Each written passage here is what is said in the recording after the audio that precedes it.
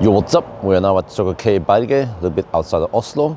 And you know, I've seen in the comments that some people ask me, hi, how are the gas stations in Norway doing? Are they shutting down or what's going on with them since we have so many EVs here? New car sales in Norway, I think it's around 97% pure EVs.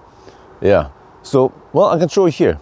This is typical site, and this, you see the tip of the iceberg. It happens all over Norway, but I come here often. Oslo is that direction, Jessheim and further north is that direction, and I tend to stop here because further down there we have also other gas stations, but I usually want to get out of the stau before I stop for lunch, and that's why I usually stop here. And then I noticed that already a couple of weeks ago that they were digging something here. And then yes, as expected, new chargers. But let me show you here. Yes, as always, Circle K shows the way. So this is very familiar, Kempower, but something else I'm looking for is this. What kind of plug did it get? Yes, when you see the HPC, that is good stuff. That is Phoenix contact, not the Amphenol. Wait, let's check here.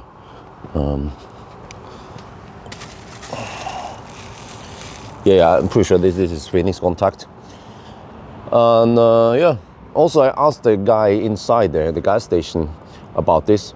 But did they remove the pump, right? Yes. You see, the bias plus for motorens best there, for the engine's best is still here. About very flammable stuff, blah blah. You know, the signs are still here. They haven't removed it yet, and they told me that just 1 week ago they removed the pumps here. So I don't know if I see any schmutz on the surface. Yeah, usually there'll be some diesel spill. So dude, just a week ago they were pumped here, and then they remove it. So I tried to find out more about what kind of cost we have here, but okay, there's cost for a paying terminal, and then maintenance cost for running these pumps, and then I guess as long as there's not that much need for pumps, we have. Let me check here. We already have 6 pumps, and there was 8 earlier. So I guess the gas station owner here figured out that we don't use those pumps that much. Let's just put chargers here. But yeah, so I'll show you that there used to be something else here. Actually an ABB 180 kilowatt. The newer ABB, it's not the old 50 kilowatt. But actually, you guys remember, it's the old ABB that looks like a 50 kilowatt, but it was just beefed up.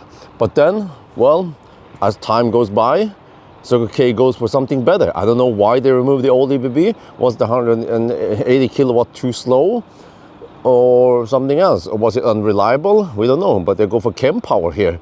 And see, this is already ready. Well, I mean, maybe not open, but they prepared all the hardware. So payment terminal, still wonder why they put it there and not here. I think it's supposed to be, there's supposed to be slot for payment terminal here. I'm gonna check something here. Oh, okay, it says that there's no charging point available there. But I think you're supposed to go here, do the payment, whatever, and then you choose which stall, because there's not the same over there. They don't have this, but they can multiplex it, right? So you have one of these to serve several stalls, so you can cut the cost on those because they're extra cost. Now this is a requirement, by the way. A couple of years ago in Norway, in order to install new chargers, you must have card payment, because there was a freaking jungle of apps out there that you have to install. So yeah, that's great. But let me show you further. Huh? What? Okay, I'm not sure what he was going for. But also I showed that it's okay. They have the old 300 kilowatt Alpitronics here, and so nowadays I'm more obsessed about plugs. Oh, you see here, Amphenol plugs. It has served its purpose, right? Look at that bend, that twist. Fun fact, these are, oh, okay, they have dropped on the ground a couple of times also. Fun fact that the cables / plugs, they actually degrade over time. And then as they degrade, they will perform worse. So this is dry cable. It has probably some boost, maybe 500 amp boost, but as they degrade, the boost time will be shortened, and also the fallback continuous load, whatever current, will also be reduced. Yeah, so these are the pro tip. Yeah, I have a quick test now. I re-borrow the X9, the beast from the east. This thing can actually take 500 kilowatt in Norway at the Tesla supercharger. But here, let me show you that if you own most other cars, if you own a Tesla, doesn't matter which plug, but if you own an X-Bang, especially the X9, you want to get this plug here. Yeah, because they only have one Phoenix contact, and then the rest is Amphenol shite. Yeah, well, actually this is GAA, yeah, okay, whatever. But it's only 300 kilowatt anyway, you know, that's kind of slow for X-Bang. Oh, shit. But also, I was wondering one thing. Okay, so if it's 300 kilowatt, 3 of those, that's 900 kilowatt, right? And then one of these power stacks from Kempower is 600 kilowatt. So they put up 2 here. It seems like they will only have them like partially full, maybe. I don't know.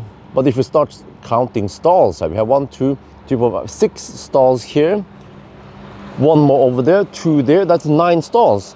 Huh? That is a bit unusual. Well, I mean, it doesn't have to go by the number of stalls that the Kempower can supply. But one stack, I don't remember. It was 6 or 8. Yeah, I'm not too much in it. But yeah, it means that they probably have it ready for the future for expanding. But it seems that you can have possibly 1.2 megawatt here, plus the existing whatever here. So that's roughly 2 megawatt, right? And then this Møre-trafo, as far as I remember, I tried to Google about this. I think it doesn't. It's not 2,000 kVA. Right? I was looking for some info plate. You see this Møre-trafo, yeah, the substation. So it seems like, I don't know, just wild guess here, that the substation might only be able to support around 1250 kVA or around about 1.2 megawatt. Yeah, so then, I don't know, maybe in the future they need to replace this with a more powerful substation. Yeah, so it's interesting. Wait, how are the stalls arranged here? I'm not sure if this could be trailer-friendly stalls, but also I say, okay, Kempower, yes, made in Finland. So what the heck is this? Keep upright, okay. Monitored shipment. Yeah, but here, you should maybe see on the product number, it says Kempower satellite, yeah, CCS2. Interesting, 375 amp. Yeah, recently with the test of X-Bang, I got more amp obsessed. So it seems like all these plugs, I'm not sure if I'm supposed to come over here, but you know, tilgivelse bedre enn tillatelse. These seems to be the Phoenix contact, all of them, which is good. But unfortunately for Kempower, most of them, they operate at only 500 amp boost, not 600 amp. Or Tesla even goes to 720 amps or maybe even higher. So hopefully Kempower, they will up the game and go for at least 600 amp boost, right? Because the Albertronics, they actually go 600 amp boost. Well, I mean, maybe these can't do it because this is a kind of old generation, but the newer generation, 400 kilowatt, can do it. And as long as you have the finish contact, not the alpenol, then you can actually boost it long enough for most cars, even this beast, to get all the juice flat. 400 kilowatt until 65% or 62%. But yeah, okay, cool. But just showing you guys how it is. Okay, now Bjørn comes. He wants to charge.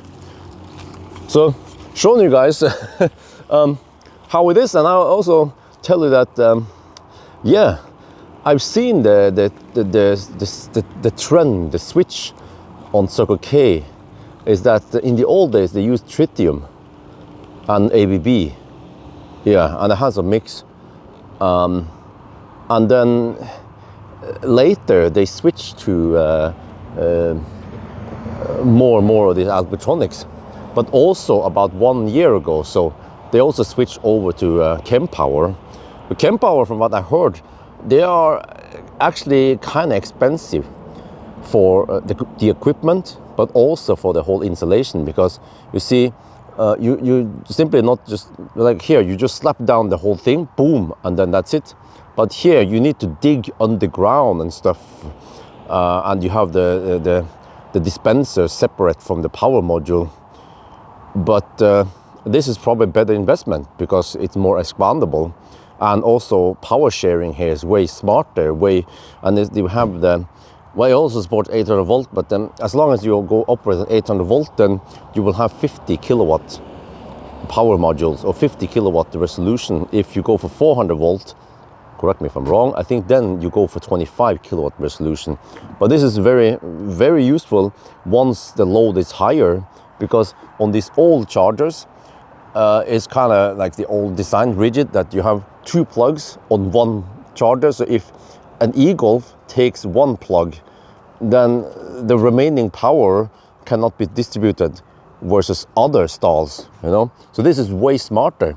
Because when I talked to Circle K a couple of years ago, they were wondering how the heck they're gonna make money, because they invest in equipment, very expensive, and then they need to sell as many kilowatt hour as possible, as long as possible, without queuing up, because then people are unsatisfied and they go somewhere else.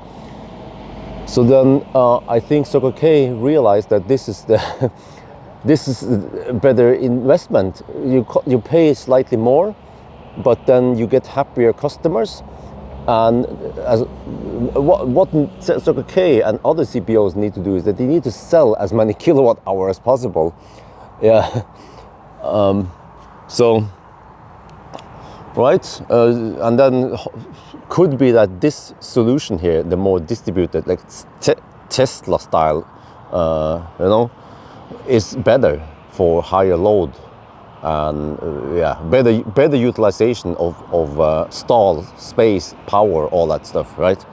So here, let me show you the iX3 plugged in. This is the old iX, the good iX3, you know. Just gonna ninja the stall here. Let me see. Yeah, see it's charging at only 78 kilowatt. Yeah, at 55%. So it's like it's holding up one stall and utilizing only 1/4 of the possible power here, you know. Normally no big deal, but once the stall starts filling up, then yeah, then customers, EV drivers, they will not be able to charge here, or it charges slower, because, you know, so this solution here is way better. That's why I love Kempower. Yeah. But yeah, okay, so interesting. If you guys find it interesting, I mean, I could talk a lot about stuff, man, about like nowadays, like about like the cables, about the boost, about current, about dry versus liquid cooled cables. Yeah, I can tell you that these are dry cables. If there be liquid cooled cables, they don't use them for normal, like a car. For trucks, they will use them. They will be as another kind of dispenser on the side here, which is the cooling unit. So you can easily spot that this is just dry cable, but it's probably better because the dry cables, they are cheaper, less maintenance, and then as long as you go for good quality finish contact, then they actually last long, and even when they degrade, they still outperform the not so good plugs and cables, right? But also, you as a user should avoid twisting or stretching cables like those cables there that I showed you earlier. Over time, they will perform worse, and then the CPO, which is Circle K, the charge point operator, they need to replace the cables, and then that's cost. Who's gonna pay for it? You, of course. But then hopefully once they replace those cables, they will go for something better. But the problem I heard also is that when CPOs order something like Kempower or Elbilmek, you cannot choose what kind of plugs you can get. You will randomly get either Amphenol or Phoenix contacts. So that's why I need to highlight for the industry that this is the good stuff, and then the Amphenol is not so good stuff. But actually, you know what? Okay. A very important side note here is that for most normal cars nowadays, even the iX3 that charges at 150 kilowatt, it doesn't matter.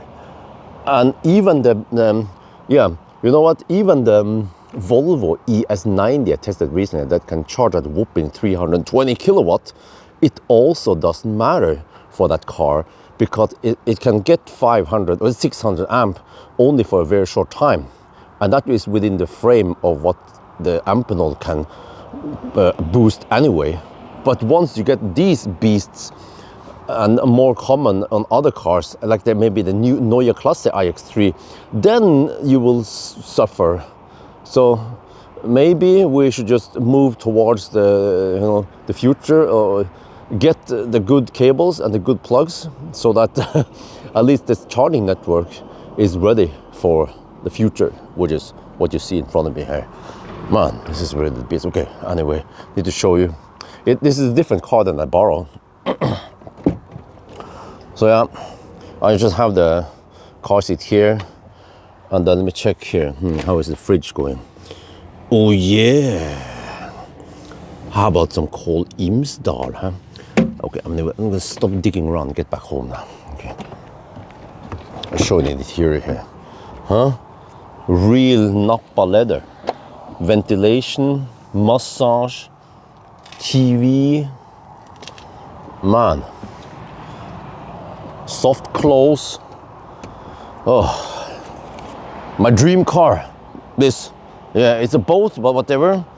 You know, once as a man, because you didn't pull out, you get kids, then you need a big car like this.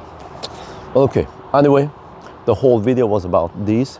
So if you're up for it, I can make some updates, because I'm also curious what Circle K is gonna do here. Are they gonna remove the miles plus sign? Gonna put some charging sign here instead? And then will more stalls disappear? I mean, more pumps disappear? Yeah, we'll see. We'll see. But yeah, this is nice. It's nice. Okay, anyway, I think that's gonna be it for now. Hope you guys enjoyed this video. As always, thank you for watching, and talk to you later.